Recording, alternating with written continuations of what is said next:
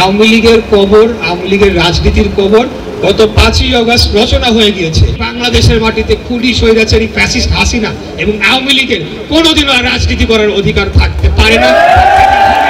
বাংলাদেশে একটি পরিস্থিতি এমনভাবে তৈরি হোক যাতে গণতন্ত্র স্থায়ীভাবে প্রতিষ্ঠা পায়। আমরা তো বলছি না যে আমাদেরকে ক্ষমতাটা হাতে দিয়ে যান, আমরা বলছি একটা সুষ্ঠু, সঠিক, নিরপেক্ষ, অবাধ নির্বাচনের ব্যবস্থা করতে এবং সেটিকে স্থায়ী করতে, যাতে বারে বারে নির্বাচনের কোনো ধরনের কারচুপি আর কোনোদিন কেউ না করতে পারে। বাংলাদেশের জনগণের অধিকার নিয়ে যাতে কেউ ছিনিমিনি না খেতে পারে।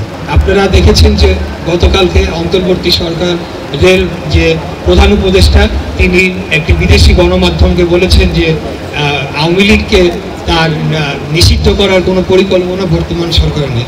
পরবর্তীতে এই নিয়ে সোশ্যাল মিডিয়ায় ব্যাপক লেখালেখি হচ্ছে এবং নতুন দল এনসিপির ছাত্র নেতারা সহ অন্যান্য সকল গণ অধিকার পরিষদ, বিবি নুরুল হক নূরের দল এখন বর্তমানে মিছিল করছে। আমি একটু আগে যেটা লাইভে দেখলাম, এবং সারা দেশ বিক্ষোভে ফেটে পড়েছে। মোট কথা, তা আমি আপনাদেরকে সুস্পষ্ট করে বলতে চাই, বাংলাদেশ জাতীয়তাবাদী দলের অবস্থান কিন্তু খুব সুস্পষ্টভাবে ব্যাখ্যা করা হয়েছে গত ফেব্রুয়ারি মাসের 5 তারিখ, যখন আমাদের জাতীয় স্থায়ী কমিটির অন্যতম সদস্য জনাব সালাউদ্দিন আহমেদ, উনি স্পষ্ট করে বলে দিয়েছেন যে আওয়ামী লীগের কবর, আওয়ামী লীগের রাজনীতির কবর গত 5ই আগস্ট রচনা হয়ে গিয়েছে।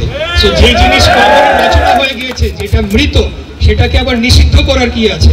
সে নিষিদ্ধ হয়েই তো সে কবরে গিয়েছে। অতএব কেউ যদি বলার চেষ্টা করে যে এখানে বিএনপির ভূমিকাটা কি, বিএনপির অবস্থানটা কি, সেটা স্পষ্ট করে দিতে হবে।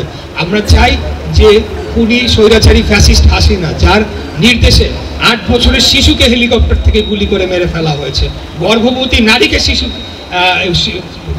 নারীকে হেলিকপ্টার থেকে গুলি করে মেরে ফেলা হয়েছে, তিনি এবং তার গর্ভে থাকা শিশু, সে মারা গিয়েছে, তারা শহীদ হয়েছে। এবং আপনারা দেখবেন যে গাজীপুরে অনেকগুলো লাশ, সেগুলা পুড়িয়ে ফেলা হয়েছে। কি বিভৎস দৃশ্য আমরা দেখতে পাচ্ছি।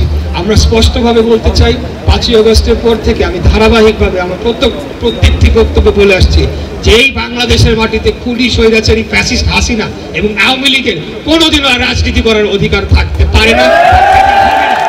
আমরা এটা কোনোদিনও হতে দেব না, এবং আমরা যে কোনো মূল্যে তাদেরকে যদি পুনর্বাসনের কোনো চেষ্টা করা হয়, তা আমরা সর্বশক্তি দিয়ে রুখে দেবো ইনশাআল্লাহ। এবং আমরা বর্তমানে অন্তর্বর্তীকালীন সরকারকে জোরালো দাবি জানাতে চাই যে তাদের বিচারের যে প্রক্রিয়া, সেটিকে ত্বরান্বিত করা হোক এবং তাদের যে নিবন্ধন বাতিলের জন্য প্রয়োজনীয় পদক্ষেপ অবিলম্বে নেওয়া হোক। এটা আমাদের জোরালো দাবি থাকবে।